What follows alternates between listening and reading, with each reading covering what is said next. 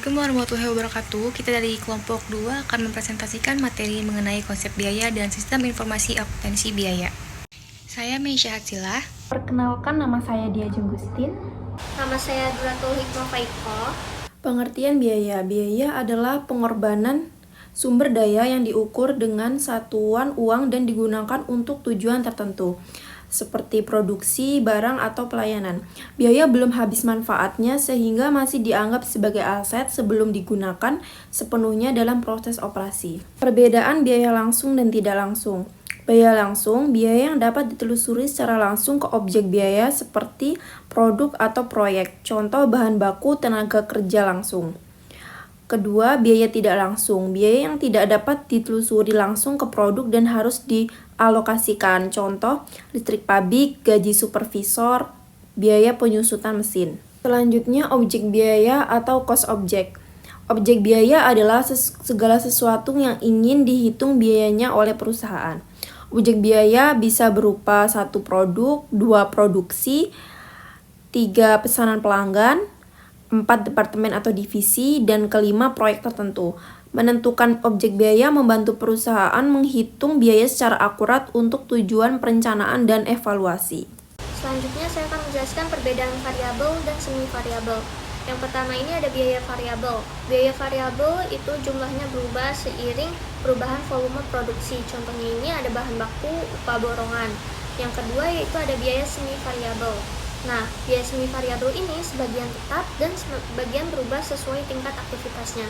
Contohnya ini ada listrik pabrik, telepon, dan biaya perawatan. Kemudian ada penelusuran biaya. Penelusuran biaya dilakukan untuk menghubungkan biaya dengan objek biaya. Nah, biaya yang dapat dihubungkan langsung dicatat sebagai biaya langsung. Sedangkan biaya yang tidak dapat ditelusuri langsung harus dialokasikan menggunakan dasar pembagian tertentu. Penelusuran yang tepat akan membantu perhitungan harga pokok yang lebih akurat. Selanjutnya yaitu ada sistem informasi akuntansi biaya. Nah, sistem informasi akuntansi biaya ini sistem yang mengumpulkan, mencatat, dan melaporkan informasi biaya. Nah, fungsinya ini membantu manajer dalam menyusun anggaran, mengendalikan biaya, menilai kinerja departemen, dan mengambil keputusan operasional. Sistem ini biasanya terintegrasi dengan sistem produksi, keuangan, dan persediaan. Baik, selanjutnya adalah daftar akun dalam akuntansi biaya. Daftar akun merupakan sistem pengkodean yang mengelompokkan akun keuangan dalam perusahaan. Akun biasanya dibagi menjadi yang pertama akun neraca, yaitu aset, kewajiban, ekuitas. Yang kedua ada akun laba rugi atau pendapatan, biaya, beban. Jadi dalam akuntansi biaya, akun biaya produksi ini seperti bahan baku, tenaga kerja, dan overhead pabrik diberi kode khusus untuk memudahkan pencatatan serta pelaporan. Berikutnya ada pemrosesan data akuntansi biaya. Pemrosesan data ini meliputi 1. Pengumpulan data biaya, yaitu bahan baku, tenaga kerja, overhead. Yang kedua ada pengelompokan biaya ke dalam akun terkait. Yang ketiga ada analisis data untuk menentukan total biaya produksi. Yang terakhir ada pelaporan biaya kepada manajer. Jadi sehingga manajer ini dapat menilai apakah biaya sesuai anggaran dan menilai efisiensi operasional perusahaan.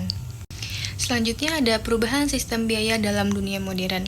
Perusahaan saat ini mulai beralih dari sistem biaya tradisional menuju sistem yang lebih modern seperti 1. Just in time atau JIT untuk mengurangi persediaan. Yang kedua ada otomatisasi produk yang mengurangi biaya tenaga kerja langsung.